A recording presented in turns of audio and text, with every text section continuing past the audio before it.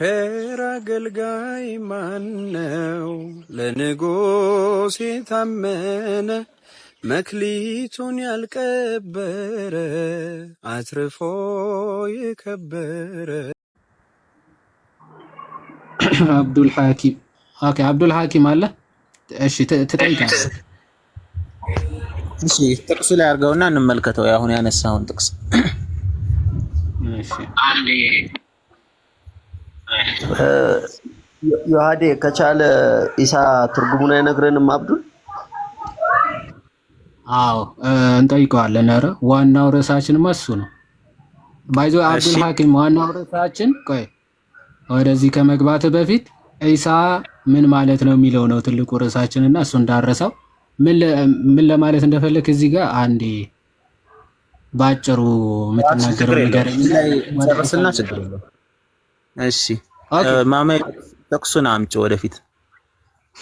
እሺ ክፈችለት። እሺ ሱረቱል ኢምራን ላይ በግልጽ ቁርአኑ ያስቀመጠው ምንድነው?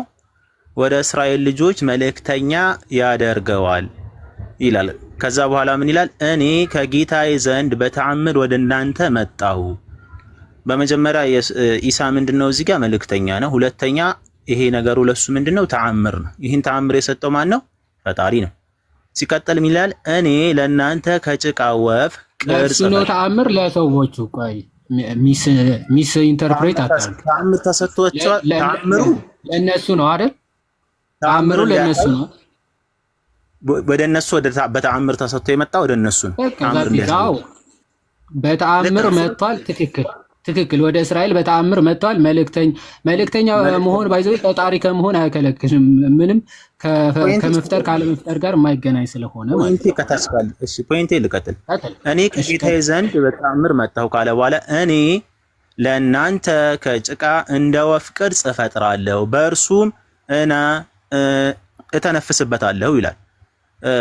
ይህ ነገር ምንድነው ብለን ከተረዳን እዚህ ጋር ኢሳ የሰራው ነገር ምንድነው? ከጭቃ አድበልብሎ ምንድነው የሰራው? የወፍ ቅርጽ ነው የሰራው። ሲቀጥል ምን አደርጋለሁ? እተነፍስበታለሁ አለ። ይህ በተመሳሳይ አግሪመንት እኔም ከጭቃ ወፍ መስራት እችላለሁ፣ እሱ ላይ መተንፈስ እችላለሁ። ልዩነቱ ምንድነው ካላችሁ እኔ ከጭቃ ወፍ ሰርቼ አድበልብዬ ብተነፍስበት ያ ነገር ህያው መሆን አይችልም። ግን እዚህ ጋር ኢሳ እዚህ ጋር በትክክል ሲነገር የሚላል በአላህ ፍቃድ ወፍ ይሆናል። ይህ አግሪመንት እንዴት ይሰራል ካልከኝ በተመሳሳይ መልኩ ሙሴ በትር ጥሏል። ሙሴ በትሯን ሲጥላት ወደ እባብ ተቀይራለች። ነገር ግን ሙሴ ሳይሆን በትሯን ወደ እባብ የቀየራት ሙሴ እዚህ ጋር አድራጊው እዚህ ጋር ይሄን ነገር ሰበብያ እንዲያደርስ ተደረገ እንጂ እባቧን ማለቴ በትሯን ወደ እባብ የቀየራት አካል ማን ነው? ፈጣሪ ነው። ሙሴ በራሱ ስልጣን አለው ወይ ብለህ ከጠየቀኝ ስልጣን የለው። በትሩ ራሱ በትር ነው። በትሩ ወደቀ። በትሩ ሲወርቅ ወደ እባብ ተቀየረ። በተመሳሳይ መልኩ እዚህ ጋር ኢየሱስ ክርስቶስ ወይም ኢሳ ጭቃ አድበልብሎ ወፍ ቅርጽ ሰራ፣ እተነፍስበታለሁ አለ። ማንም ይሄንን ቢያደርገው እኔም በጭቃ ወፍ ቅርጽ አድበልብዬ እፈጥራለሁ፣ እተነፍስበታለሁ። ግን ምን መሆን አይችልም? ሕያው ሊሆን አይችልም። ነፍስ ሊሆን አይችልም። የመጨረሻው ፖይንቱ እዚህ ጋር ነው። ፖይንት በአላህ ፈቃድ ነው። በቃ እዚህ ጋር ይሆን ተአምር መሆኑን ማሳየት ከሙሴና ከኢሳ ከተሰጠው ጋር የተለየ ተአምር ምንም የተለየ ተአምር የለውም። እሺ ኦኬ፣ ሁለቱ የተለዩ አይደሉም የሚለው በመጀመሪያ ተአምር ናቸው። አረባክ ሚዩት አድርግ እንዴ! ምን ሆነ? አብሽር።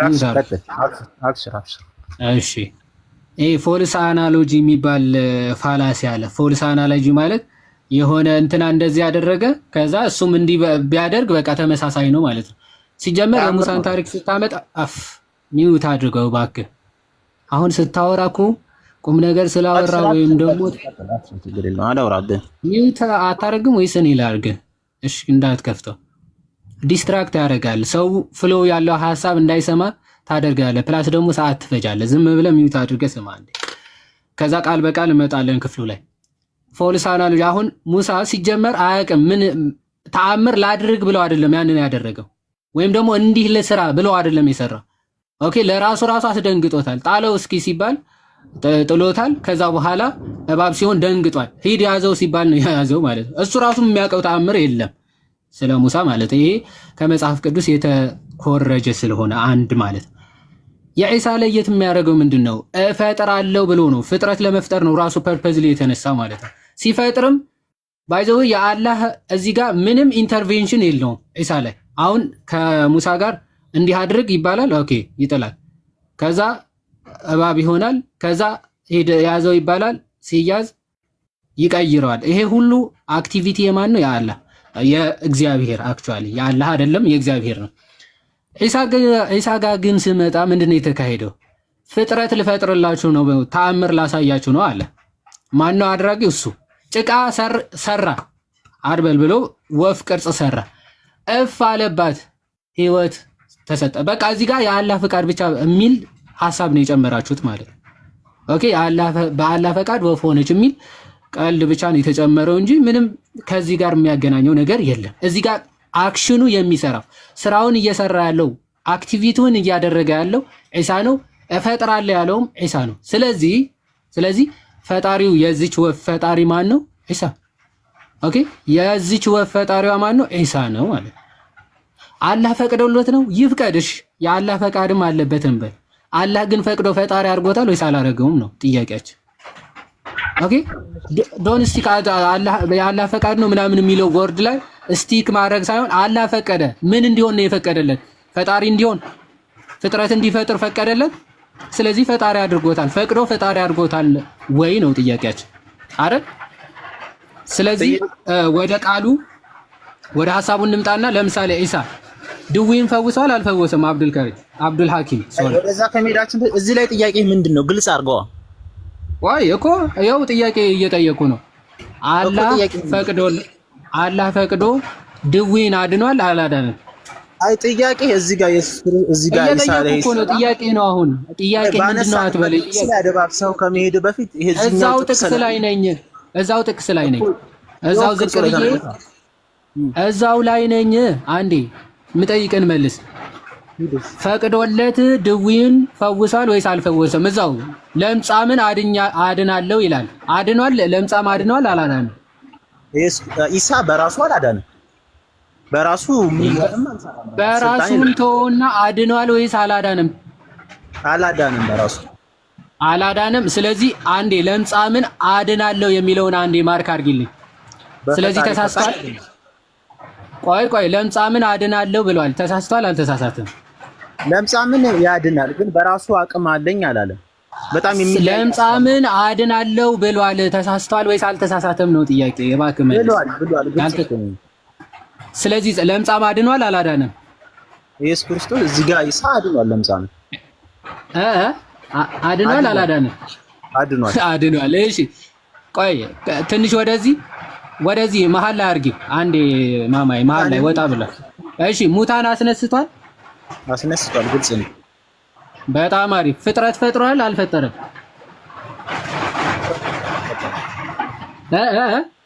ፍጥረት ስትል ወፍ ፈጥሯል አልፈጠረም? አልፈጠረም። ተመልከቱ ምን አይነት አናሎጂ። አንዴ ቆይ ስትባል ቆይ እሺ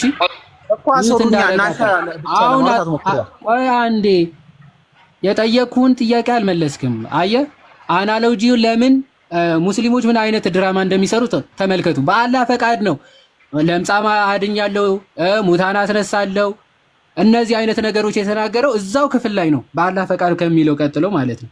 አሁን ለምጻም አንጽቷል አድኗል? አዎ አድኗል አለ። ሙት አስነስቷል? አዎ አስነስቷል። ፍጥረትስ ወፍስ ፈጥሯል ወይ ሲባል አልፈጠረም። አያችሁ? ምክንያቱም መፍጠሩ እንዲመለክ ያደርገዋል። እንዲመለክ ስለሚያደርገው ማለት እፈጥራለሁ ብለዋል። ተሳስቷል አልተሳሳተም? ዒሳ ብራቮ። በአንተ አግሪመንት እንሂድ፣ ችግር የለውም። ኢየሱስ ክርስቶስ ወፍ ፈጥሯል አልክ። በተመሳሳይ መልኩ እዚህ ጋር ምን ይላል? ለምጸኛንም አድናለሁ ሙታንንም አስነሳለሁ የምትበሉትና በቤታችሁ እፈጥራለሁ ብለዋል። መጀመሪያ መልሳ እፈጥራለሁ ብለዋል።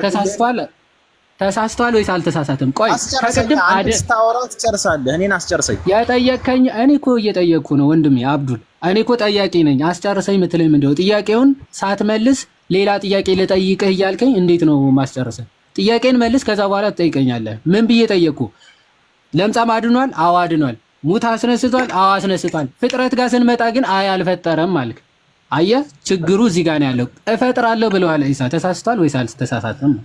አልተሳሳተም ይላል እኮ። ስለዚህ ፈጥሯል ብለህ ታምናለህ? በአላህ ፍቃድ ፈጥሯል። በአላህ ፍቃድ ሙታን አስነስቷል። በአላህ ፍቃድ ምን ፈጠረ? በአላህ ፍቃድ የፈጠረው ምንድነው? በአላህ ፍቃድ ያቺ ወፍ ሆናለች።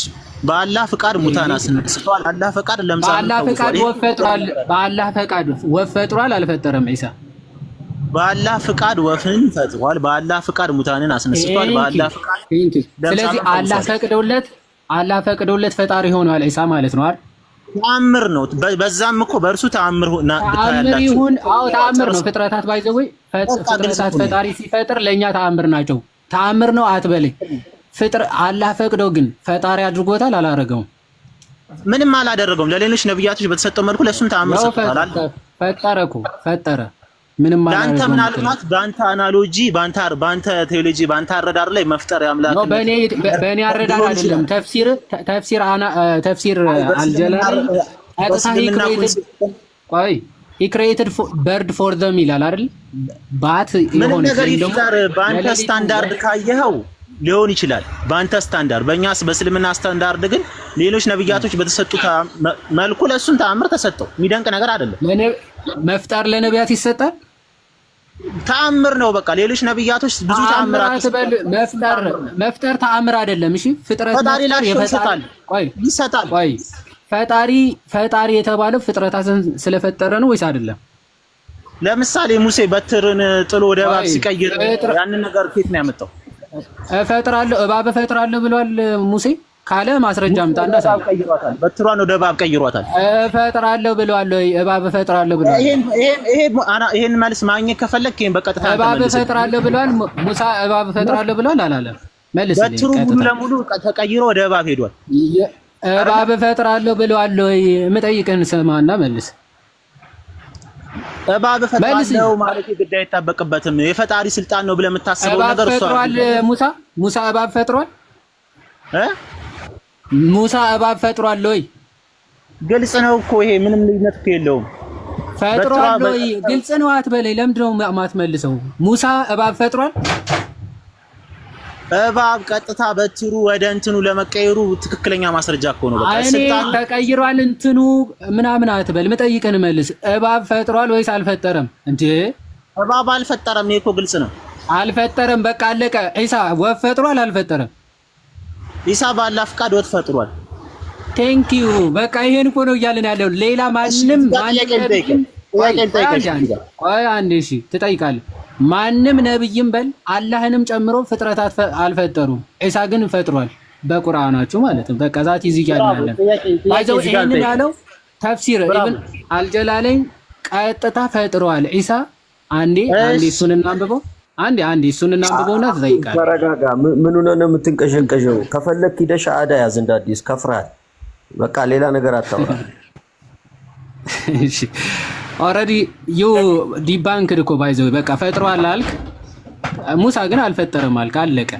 እዚህ ጋር ይኸው ሶ ሂ ክሪኤትድ ፎር ዘም ይላል። ኤባት ወፍ ፈጠረ የሌሊት ወፍ ይልና እንደውም አላህ ከፈጠራቸው ፍጥረታት ራሱ ፐርፌክት የሆነች የኢሳ ፍጥረት ነች። ይኸው ምን ይላል? ቢንግ ዘ ሞስት ፐርፌክትሊ ክሪኤትድ ኦፍ በርድስ ነው የሚለው። ከወፎች ራሱ ፐርፌክት ሆነው ከተፈጠሩ ወፎች ራሱ በጣም ፐርፌክቷ የኢሳ ነች አለ እና ዘይሰው አዩዋት። ምን ስታረግ? ስትበር አዩዋት ነው የሚለው። ይኸው ፐርፌክት የሆነች ወፍ ፈጥሯል። ጀላሊን ተፍሲር ፈልገህ ነው? አዎ አልጀላለኝ ነው። በቃ ከመጀመሪያ ጀምሮና እየተረጎምክ እንሂድ። ባላ ይሄን ሁሉ ልናነብ ነው። ሐሳብ መቁረጥ ካልፈለክ እንጀምረው፣ ችግር የለውም። እኔ ዝግጁ ነኝ። ይሄን ሁሉ ሰማኝ። አብሽር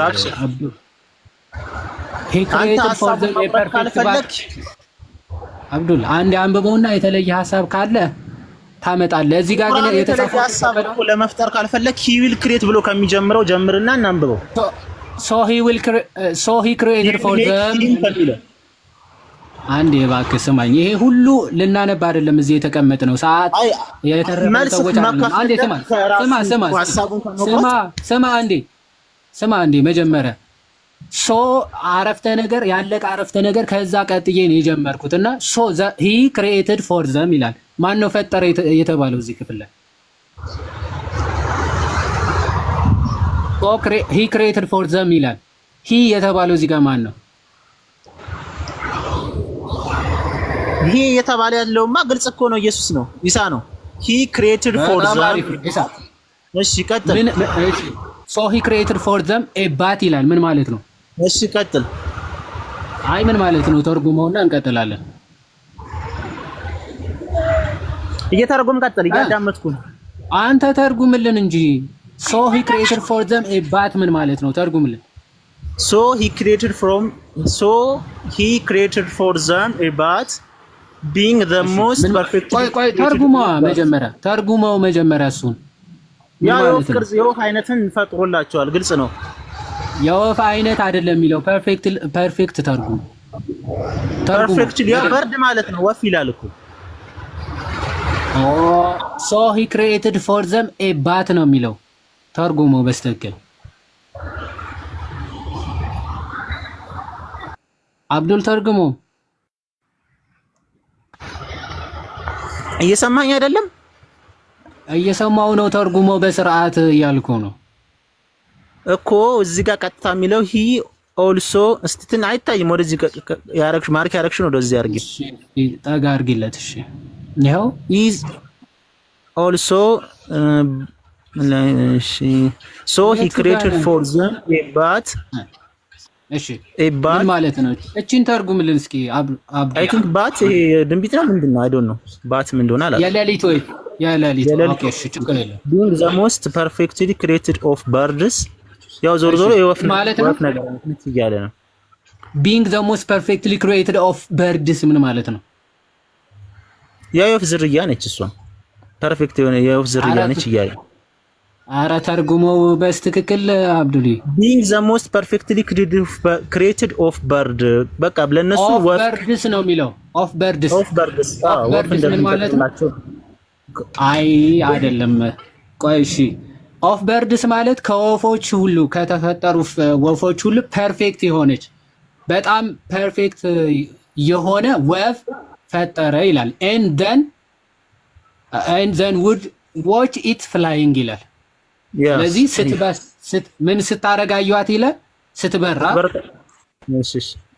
ስትበርም አዩት ይላል። ስለዚህ ኢሳ ወፍ ፈጥሯል እና ፐርፌክት የሆነች የሌሊት ወፍ ነው የፈጠረላቸው እና በፊታቸው ስትበር አያት ብለህ ታምናለህ አንተ? እንዲህ አይነት እምነት አለ? ስልጣን ተሰጥቶት በቃ በተዘዋዋሪ መልኩ አላህ ሱብሃነሁ ስልጣን ሰጥቶት ወፍ ሆናለች። ይሄ እኮ ግልጽ ነው። እኔ ኮን ጥያቄ እዚህ ጋር ግራ እያጋባ በቃ ጨርሰናል። ጥያቄያችን በእስልምና አላህ ፈቅዶ እሺ አንዴ አብዱላ አንዴ አሁን ፖይንት በእስልምና አላህን ፈቅዶ ይበል። እሺ አንዴ አላህን ፈቅዶ በል። ኦኬ አላህ ለመፍቀድ እና ላለመፍቀድ ፐርፐዝሊ ራሱ ሊኖር ሐሳብን ግልጽ አድርጓል። ችግር የለውም። አላህን ፈቅዶ በል፣ ሳይፈቅድም ነው በል። በእስልምና ግን አንድ ፈጣሪና ይሳካለትማ የማይገናኝ አንድ ፈጣሪ ብቻ ሳይሆን ኦኬ ከአንድ በላይ ፈጣሪዎች ፈጣሪ እንዳሉ ይገናኛል። እሺ ችግር የለውም። ተመልካች ራሱ የራሱ ሐሳብ ይስጣል። ኤኒዌይስ ወደ ኢሳ እንመለስ። ይሄን ልናገርና አንዴ አብዱል እቺን ጥያቄ ልጠይቅና ከሌሎቹ ጋር አንዴ አሲም እሺ አሲም አንዴ ትቀጥላለህ። ቆይ አብዱል ኢሳ ምን ማለት ነው? ይሄንን ጨረስክ? ይሄን ከጨረስክ ወደዛ መሄድ እንችላለን። ይሄ እኮ ጨረስን እኮ ይሄማ ጨረስን። በቃ ተመልካች የራሱን ሐሳብ አንተ የራስን አግሪመንት ለማለት ደግሞ ኢሳ ምን ማለት ነው? እሱ መልስ ከሚሄድ እሱን መልስልሃለሁ። ግን ይሄንን ሐሳብ ጨርሰህ ነው እንሂድ። የምጠይቅህን ጥያቄ መልስልኝ። ኦኬ እዚህ ክፍል ላይ ነው የምትጠይቀኝ? ኢሳ ወፍ በራሱ መፍጠር ይችላል? ያው ኦፍ ኮርስ እንግዲህ ቁርአናችሁ እንደዛ ይላል። በራሱ ፈጠረ ይላል። እስቲ ማስረጃ አስተይለሱ አንተ። በራሱ ምን ማለት ነው? በራሱ ስትል ምን ማለት ነው? አሁን ለምሳሌ ፈጣሪ ሁሉም በራሱ ስልጣን አለ፣ ሁሉም ነገር በራሱ መፍጠር ይችላል። ገብቷል አይደለ? በተመሳሳይ መልኩ ኢየሱስ ሌሎች ነብያቶችን በራሳቸው ያን ነገር ማድረግ ይችላሉ። ኢሳ ስለ ኢሳ ነው እያወራን ያለ ነው። ኦኬ ሶሪ ኢሳ ማለት ይችላል። አይ ችግር የለም።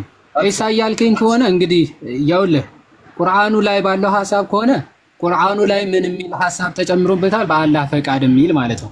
በአላህ ፈቃድ ቆይ አንዴ ስማኝ እባክህ።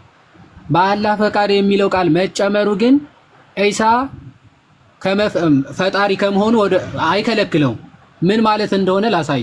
ለምሳሌ አንድ መንግስት ወይ እባክህ አንዴ ሐሳቢ ተጨምሯል ስትል ማስረጃ አስተን ብዬ ነው ዝም ብሎ ይጨበጣ። እሺ ቆይ እሺ አንዴ ስማኝና ከዛ ተጨምሯል ያልኩበት ምክንያት ባይዘው ይሄ አስቀድሞ ከክርስቶስ ተአምረ ኢየሱስ ወይም ደግሞ ይሄ የክርስቶስን ታሪክ የሚናገር ቀድሞ የነበረ የክርስትና መዛግብት ላይ የተገኘ ጽሁፍ ነው። ከዛ ነው ቀጥታ የተወሰደው። ከሌላ ምንም ተጨምሮ እንዴ ለምንድን ነው በየመሃሉ የምትገቡ? ቆይ አንዴ ሐሳብ እመለሳለሁ እንድታስገባኝ። እሺ እመለሳለሁ።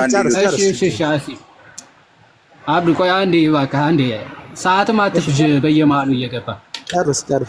ዞሮ ግን ቆይ እሺ ዞሮ ምን እያልኩ መሰለ?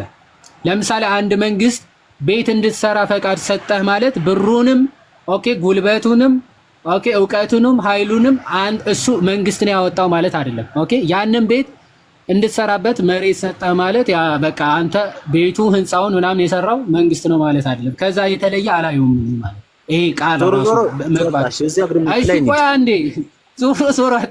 ቆይ እያንዳንዱ ድርጊት እያደረገ ያለው ኢሳ ነው። ጭቃ ከመስራቱ ጀምሮ ቀጥሎ ደግሞ እስትንፋስ መስጠት ህይወት መስጠትም ጨምሮ እየሰጠ ያለው ማን ነው? ኢሳ ነው።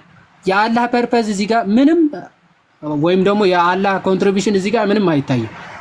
ልክ እሱ ፈጠረ በተባለበት አውድ ነው ኢሳም ፈጠረ የተባለው። ስለዚህ እዚህ ጋር የሚያሳየን ኢሳ ራሱ አላህ እንደሆነ እንጂ ኦኬ ፍጡር እንዳልሆነ የሚያሳየን። ምክንያቱም ሰው እዚህ ጋር ኢሳን ለማሳየት የተፈለገው ፈጣሪ መሆኑን ካልሆነ በስተቀር ኦኬ መልእክተኛ መሆኑን ለማሳየት ፍጥረታት በመፍጠር አይደለም። መልእክተኛ መሆኑን ወይም ደግሞ ነብይ መሆኑን የምታሳየው ማለት ነው አንድ አካል ኦኬ። ተአምራቶች ሊሰጣቸው ይችላል ትክክል፣ ግን ፍጥረታት በመፍጠር አይደለም ተአምር የሚደረግ። ኢሳ ግን ፈጣሪ መሆኑን ስለሆነ ለማስረገጥ የመጣው። ስለዚህ ምንድነው ያሳያቸው? ፍጥረት ፈጥሮ ማለት ነው። ፍጥረት ፈጥሮ ለአይሁዳውያን አሳያቸው ነው የሚለው። ስለዚህ ጭቃ ሰሪውም እሱ ነው፣ እፈጥራለሁ ባዩም እሱ ነው፣ እስትንፋስ የተነፈሰውና ህይወት የሰጣትም እሱ ነው ማለት ነው በቁርአኑ ሐሳብ። አሁንም አንተ አነጋገር ምን ተረዳው? ሙሉ ለሙሉ አንተን የራስን አግሪመንት ነው የገነባህበት ቁርአኑ ላይ። እንዴት ካልከኝ ለአንተ መፍጠር አምላክነት ያስብላል፣ ሙት ማስነሳት አምላክነት ያስብላል። በአንተ ቴዎሎጂ እንደዚህ ከሆነ እስልምና ላይ ግን ኢሳ እዚህ ጋር የፈጠረው ነገር ሙታን ያስነሳው ነገር ኤቭሪቲንግ ያደረገው ነገር እሱን ስልጣኑ ሙሉ ለሙሉ ይሄንን እንዲያደርግ የሰጠው አንድ ሁሉን የፈጠረ አምላክ የሰጠው ስልጣን። ለአንተ ምናልባት አዲስ ነገር ሆኖብህ ምናምን ከሆነ እሱን የተለየ አድርጎታል ብለህ አስበህ ከሆነ እኛ ኢሳን ወይም እዚህ ጋር ያለውን አካል ከሌሎች ነብያቶች የተለየ ነብይ ነው ብለን አካል ነው ብለን አናስብም። ሌሎች ነብያቶች በተሰጡበት መልኩ ተአምር ተሰጥቷል። አሁን ቆይ በማስረጃ ዝም ብላ እኛ ምናስበው እያልክ ነው እያወራ እኮ አንተ አግሪመንት እሱን አስጨርሰኛ አንተን አዳምጥኳ አስጨርሰኝና እኔ ከጨረስኩ በኋላ ያለ ማስረጃ ስለሆነ ነው። እሺ ቀጥል። እሺ አውጡ ሱረቱል ያሁኑን ሱራ ማውጣት ብቻ በቂ ነው። ሱረቱል ኢምራን ምዕራፍ 3 ቁጥር 48 49 እሱን ብቻ ታውጣው። እሱ ብቻ በቂ እኮ ነው ለኔ። መልእክተኛ መሆኑን ይናገራል እሱ ላይ። ከዛም በኋላ ይሄ ነገር የተሰጠው ነገር ተአምር መሆኑን ይናገራል። ሁለተኛ ሙታን ማስነሳቱን ለምጽ ይሄ ሁላ ነገር ለሱ ተአምር ነው። ገብቷል አይደለ? ሌሎች ነብይ እንደ መሰለ ኢሳ ከመሰለ አደም ይለዋል። ከዚህ ኢሳ ማለት ከሌሎች ነብያቶች የተለየ አይደለም እያለ ብዙ ጊዜ ገልጿል። እንደ አደም ነው ምናን እያለ ገልጿል። ሶ በተመሳሳይ መልኩ እዚህ ጋር ለሌሎች ነብያቶች እንደተሰጠው ተአምር ሁሉ ለኢየሱስም ለእስራኤል ህዝቦች ነብይ ተደርጎ ሲላክ በተአምር ሄዷል። ነብያቶች ተልከው ወደ ህዝባቸው ሲሄዱ ህዝቦቻቸው እንዲያምኗቸው ለነሱ ተአምራቶች ይሰጧቸዋል። ኢሳም በዛ ዘመን ወደ ነበሩ ህዝቦች እስራኤላውያን ሲላክ እነሱ በጣም በነገሮች በሜዲሰኑ በተላልቅ ነገራቶች ላይ በጣም ይሄዱ ነበሩ። ኢየሱስ ክርስቶስ ወይም ይቅርታ ኢሳ ወደ እነሱ ግን ሲሄድ እነሱ ከሚያስቡት በላይ ሙታንን አስነስቶ ለምጻንን ፈውሶ ተአምር አሳያቸው። በቃ ይሄን ተአምር ሲመለከቱ በእርግጥም ይሄ አካል ከአንዱ አምላክ የተላከ መሆኑን ተገልብጠዋል። በየትኛውም መረዳድ እኛም የምንረዳው ቁርአንም የሚያስቀምጠው ነገር ምንድነው?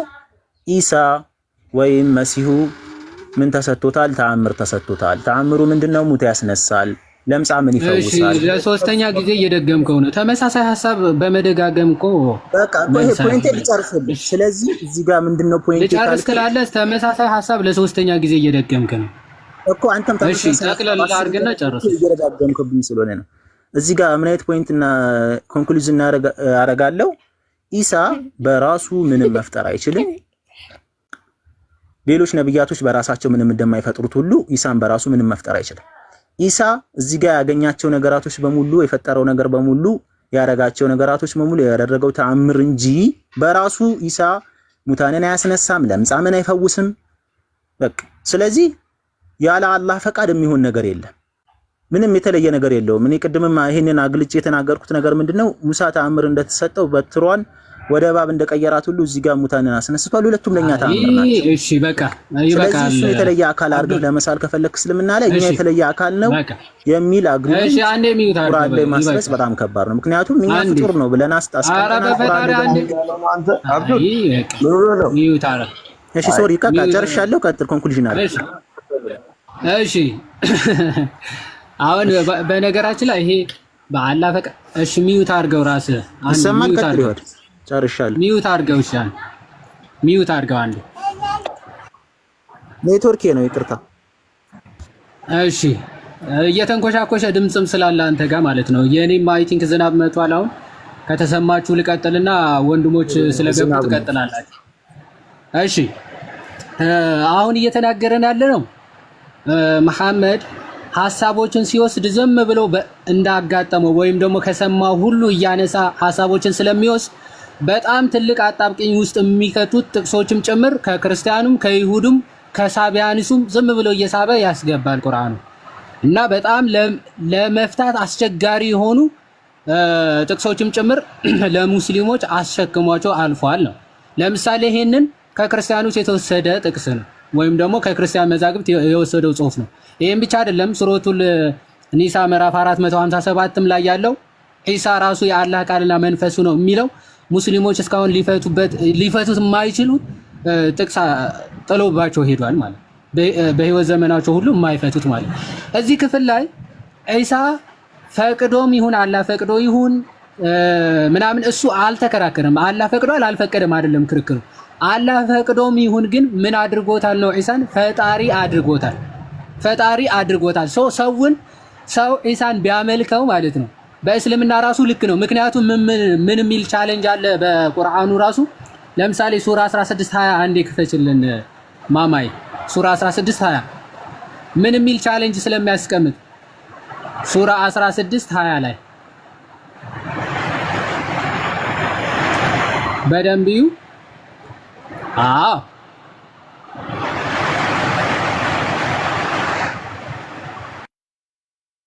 አይሺ በደንብ እዩ።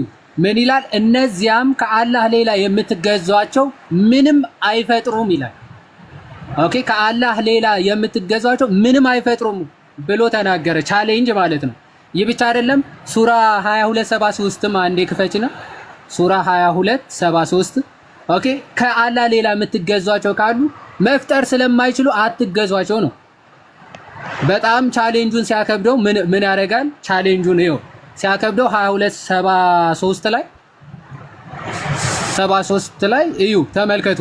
እናንተ ሰዎች ሆይ አለ አስደናቂ ምሳሌ ተገለጸላችሁ ይልና ለእርሱ አድምጡ ይላል። እነዚያ ከአላህ ሌላ የምትገዟቸው ይላል ዝንብን ፈጽሞ አይፈጥሩም አለ። ዝንብ እንኳን መፍጠር አይችሉም አለ።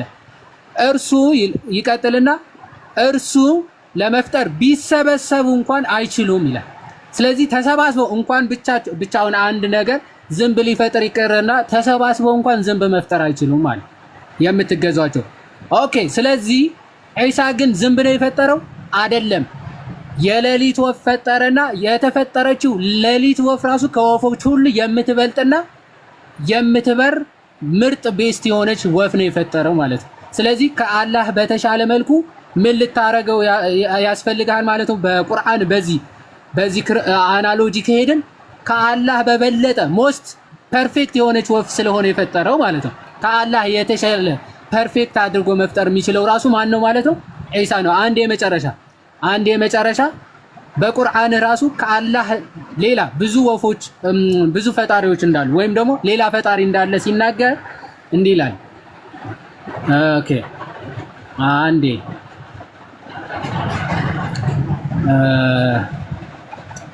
እንግሊዘኛው ነው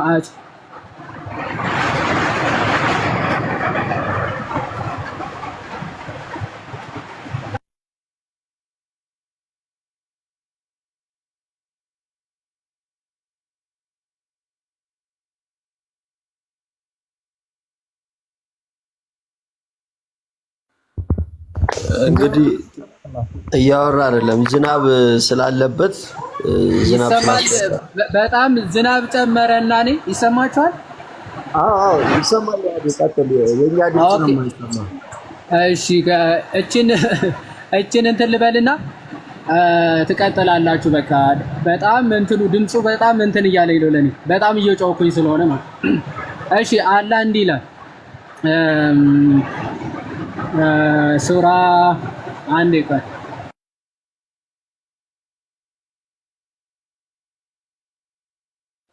የትኛውን የፈለከው ብሩኬ? እያለ ሱረቱል ሙእሚኑን ቁጥር 14 ላይ ያለው ይሄ ከሰዓሊዎች በላጭ ነው የሚለው ስንተኛው ሱራ ነበረ? ከሰዓሊዎች ሁሉ በላጭ ነው የሚለው ልክ አንዴ። እሺ ከዚያም ይሄንን ነው። አዎ እሺ አሁን እዚህ ጋር እየተናገረ ያለው በደንብ አስተውል። ከዚያም ጠብታዋን የረጋ ደም አድርጎ ምናምን እያለ ይመጣና ስለ ፍጥረት ስለ ፍጡር መፍጠር እየተናገረ እንደሆነ ያሳይና ማለት ነው። መጨረሻ ላይ ከሰዓሊዎቹም ሁሉ በላጭ የሆነው አላህ ነው ይላል። ከሰዓሊዎች የሚለው እዚህ ጋር ምንድነው? እንግሊዘኛ ማድረግ ትችላለሽ ማማያ? አንዴ ሰዓሊዎች የሚለው ባይዘው ፈጣሪዎች ነው የሚለው እንጂ አላህ ስዕል ይስላል ማለት አይደለም። ኦኬ ያ እዚህ ጋር የሚታይ ከሆነ ሶ ብለስድ ኢዝ አላህ the best of creators ይላል። ከፈጣሪዎች ሁሉ ምንድነው በላጭ ነው ይላል። ስለዚህ ብዙ ፈጣሪዎች እንዳሉ ራሱ ቁርአን ይመሰክራል። ኦኬ ቁርአን ይመሰክራል። ግን ቤስት ወፍ ወይም ደግሞ ምርጥ የሆነች ፐርፌክት ወፍ የፈጠረው ግን ማን ነው? ኢሳ ነው ማለት ነው። ስለዚህ ኢሳ ነው። አይ ቲንክ አሁን ወደ ቅድሙ ጥያቄ መሄድ እንችላለን። አጠቃለናል። ወደ ቅድሙ ጥያቄ አሁን መልስ እስቲ። ኢሳ ምን ማለት ነው አብዱ? ኢሳ ስም ነው፣ ለኢየሱስ ክርስቶስ የተሰጠ ስም ነው። መሲህ ይባላል። ምን አልከኝ? ኢየሱስ ክርስቶስ ባይልስ ከዚህ በኋላ አብዱል ሰማለ ኢየሱስ ክርስቶስ ባትል ደስ ይለናል። ኢሳ ብለህ እዛው ጨርሰሽ አብሽር፣ ከደበረ ችግር የለው። ስለ ኢየሱስ ክርስቶስ አይደለም። ኢየሱስማ ለአንተ ለምን እንጠይቃለን? ኢየሱስ እኛ ጋር ነው ያለው። እኛን ነው የምትጠይቀን ኢየሱስ ምን ማለት ነው ብለህ። ኢሳ ማለት ምን ማለት ነው ነው ጥያቄ። ኢሳ ግልጽ ነው፣ መሲህ ተብሏል። መሲህ ነው የማርያም የበድንግልና የወለደችው ልጅ ነው። ምንድነው አይደለም። ኢሳ ምንድነው ሳይሆን ኢሳ ምን ማለት ነው ነው። እሺ ትርጉም የፕሮፐር ኔሙ የስሙ ትርጓሜ። አዎ የስሙ ትርጓሜ ነው። ፕሮፐር ኔም ነው እስከማውቀው ድረስ ኢሳ ፕሮፐር ኔም ነው። እንዴት ይተረጎማል? መሲህ ሊባል ይችላል። ያው ፕሮፐር ኔም አይተረጎምም እንዴ? አይተረጎምም። ከባህሪው አንፃር ሊሰጡት ይችላሉ። ከባህሪው አንፃር ስለዚህ ትርጉሙ ምን ማለት ነው? ኢሳ ምን ማለት ነው? ለምሳሌ መሐመድ ምን ማለት ነው? መሐመድ ማን ትርጉም አይዶን ነው። ኢሳ ተርከታ አላቀም። መሐመድ the praised one ማለት ነው። የተመሰገነ the praised one ተብሎ ይተረጎማል። ኢሳ ምን ማለት ነው? እንጃ ትርጉሙን አይደለም አታውቀውም። እሺ አጥነተና በቃ እሱ ወንድሞች እንኳን ደህና መጣችሁ ምናምን ሰላም በሉና ቀጥሉ፣ ተቀበሉ ወንድሞች። እሺ አሁን ጥያቄ ትቀበሉናላችሁ በዚህ ረገድ? ይሄን ያህል ካወራን አይቀር አንዴ ሰላም ይበሉና። ሰላም ዮሐዴ፣ ሰላም ብያለሁ ሁላችሁም። ሰላም ይብዛ። አርዲ እንኳን ደህና መጣ። እንዴት ነህ? እግዚአብሔር ይመስገን። ጠፍተሃል አንተ? ወይኔ ጠፍቻለሁ። አይ ጠፍቻለሁ። እውነት ነው። አይ ትንሽ ጠፍቻለሁ። እውነት ነው። ኧረ መምጣቴ ነው እኔን ማን ነው ትልቅ ሊያደርገኝ? ቃሌም ሰላም ብያለሁ። ሰላም ሰላም፣ እንዴት ናችሁ? ምንድን ነው ትልቅ ማድረግ ለሰላምታ ነው? እሺ ግንድና ቆሜ ሰላም ምንድን ነው አይደል? እሺ ቆሜ ያለው ሰላም ብያለሁ ሁላችሁንም። ዮአዴ፣ ኢዮብ፣ አንተነ፣ ማማይ፣ ተሜ፣ አሲም፣ አረዲ፣ አብዱላ ሁላችሁ ነው ገስት ላይ ያላችሁትን ሁሉንም ሰላም ብያለሁ። እግዚአብሔር ይመስገን። አለ እንዴት አለ የጠፋ ሰው ሁሉ ሰላም? በስንት ጊዜ ገስት ላይ ተገናኘን። እንዴት አላችሁ? አለሁ ይመስገን።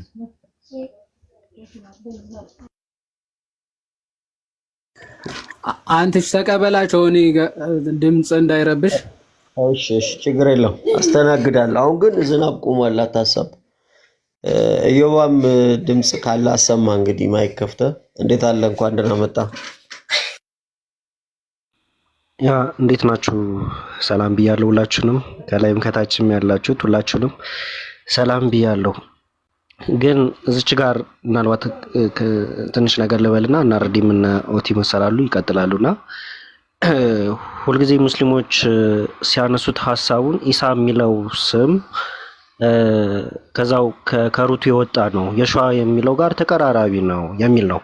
አክቹአሊ አረቢክ ባይብሎችም የሸዋ የሚለውን ነው የሚጠቀሙት፣ ኢሳ የሚለውን ነገር አያውቁትም። ነገር ግን ሌላ የሚያመጧቸው ብዙ ነገሮች ይኖራሉ።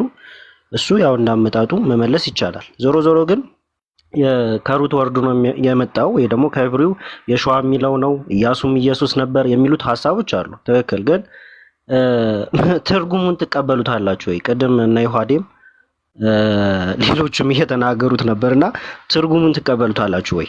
ኦኬ ከሩት ወርዱ ከሂብሩ እንዲሁም ከግሪኩ እንደዛ ከሆነ የመጣውና ኦኬ የሸዋ የሚለው ሴቪየር ወይ ደግሞ ያህዌ ሴቪየር ብሎ ሲያስቀምጥ ይህንን ያስቀምጡታል። ባይዘዌ ምናልባት ወደ ኋላ ከፍቻ ሳይቸዋሉና በጥያቄና መልስ ውስጥ ሙስሊሞች በሚጠይቁትና እዛው የሙስሊሞች ስኮላሮች ሲያስቀምጡ ይሄ የመጣው ከዛው ከሂብሩ ወርድ ነው፣ በግሪኩ እንደዚህ ሴቪየር ማለት ነው ብለው ያስቀምጡታል። ያህዌ አዳኝ ነው ወይ ደግሞ አዳኝ የሚለውን ነገር መድኃኒት የሚለውን ነገር ያስቀምጣሉ። ኦኬ እንደዛ የምታምኑ ከሆነ ያህዌ ተብሎ የተገለጸው አካል አላህ ነው ብለን ደግሞ ስንጠይቅ ኖ ያህዌ ሊባል ይችላል ወይ? ኦኬ አላህ ያህዌ ሊባል ይችላል ወይ? ኖ በተአምር አታመጡም። እነዛ ያህዌም ተብሎ ተጠርቶ ማያቅም አላህ ብላችሁ የምታመልኩት አካል ማለት ነው።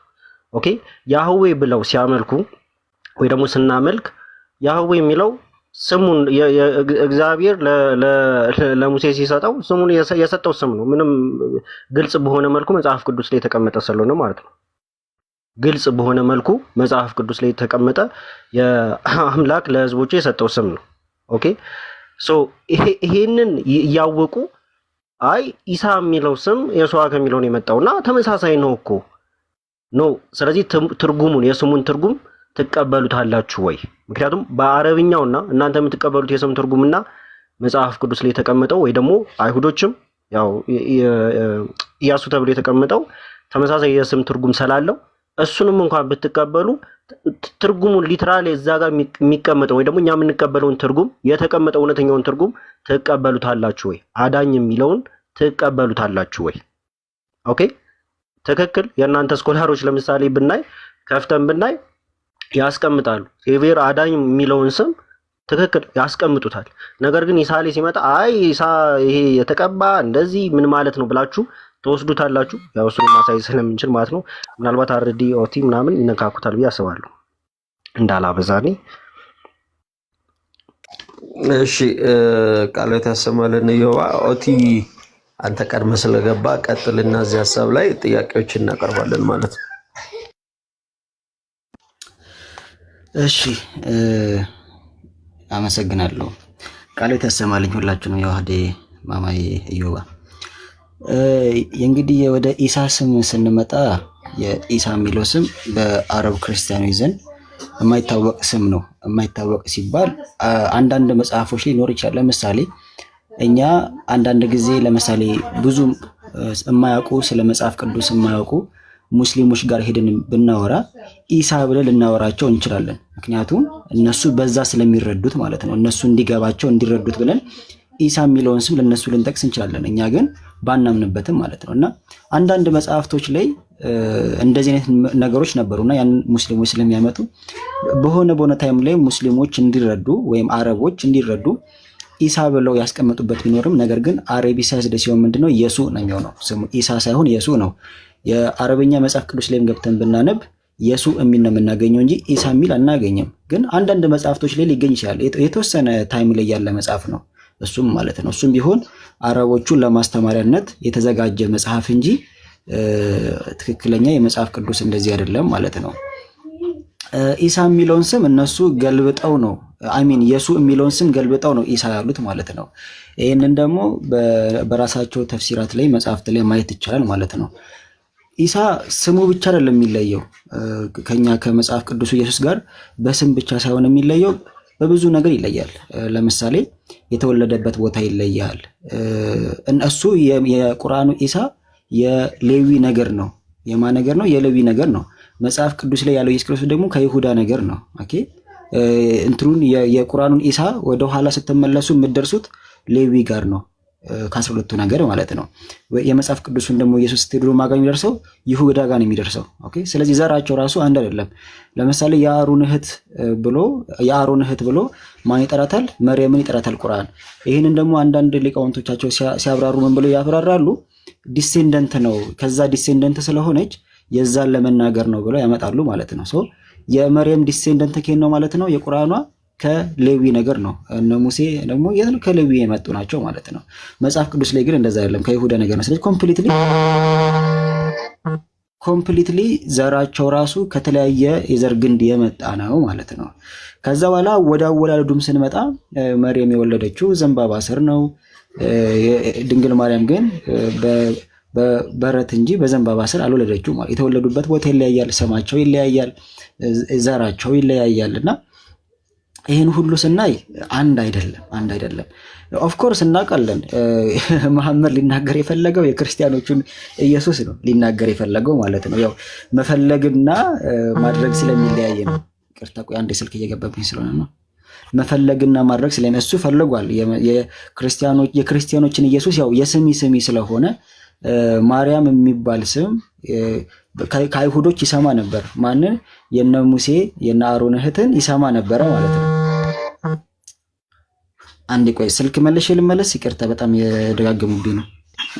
ችግር የለውም። አረዲ አንተ ቀጥልና ስልክ አንሳና ትመለሳለህ። አረዲ እስከዛ ባለው ነገር ላይ ጨምርበትና ኦቲ ይቀጥላል።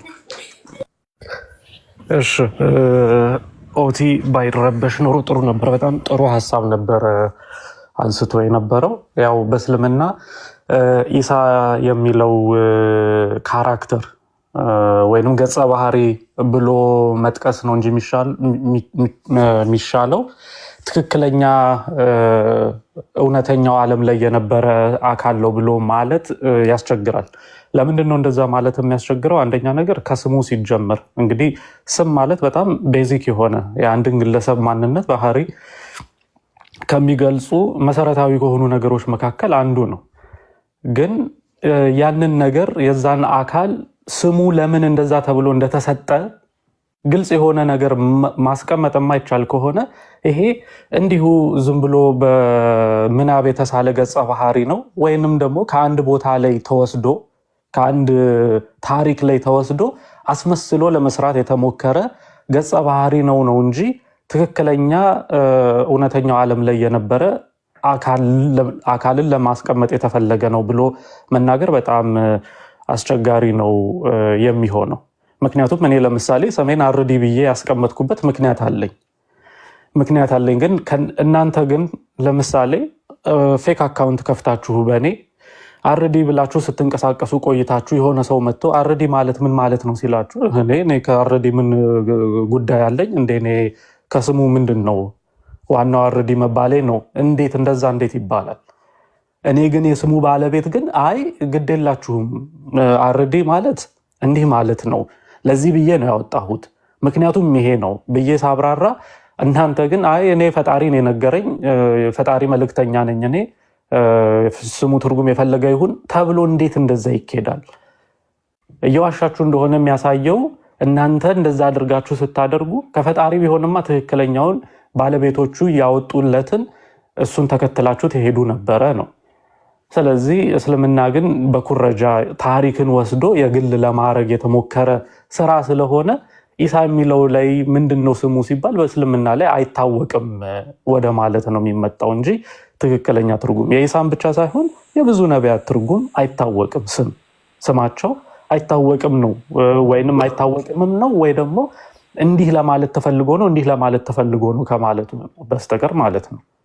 ለምሳሌ እነ ዘካርያ አሉ፣ እነ ኤልያስ አሉ በቁርአን ውስጥ የተጠቀሱ ያህዌ አምላኬ ነው የሚል ትርጉም ያላቸው። እንግዲህ አላህ ግን በያህዌ የሚታወቅ አምላክ አይደለም፣ ራሱንም እንደዛ አልገለጠም፣ ስሙም አይደለም ነው የሚሉት። ግን በተቃራኒው ግን ያህዌ ተብሎ ግን ስማቸው የነቢያት ስም ውስጥ ቁርአን ውስጥ ይገኛል ማለት ነው። እና ይህንን በዚህ ደረጃ ካስቀመጥኩኝ እንዳይበዛ እንትን ላድርግ ላብቃ። በዚህ አሲም ቆይ አሲም ተረጋጋና ቆይ ሚዩት አድርገውና ቃል ያልጨረሰው ነገር ስላለ እሱ መጨረስ አለበት። ከዛ በኋላ ጥያቄ ካለ ወይም ጠየቀው ነገር ካለ ወደ አንተ እንሄዳለን። ቃሌ አሁን ይቀጥላል። ግን ተወዳጆቼ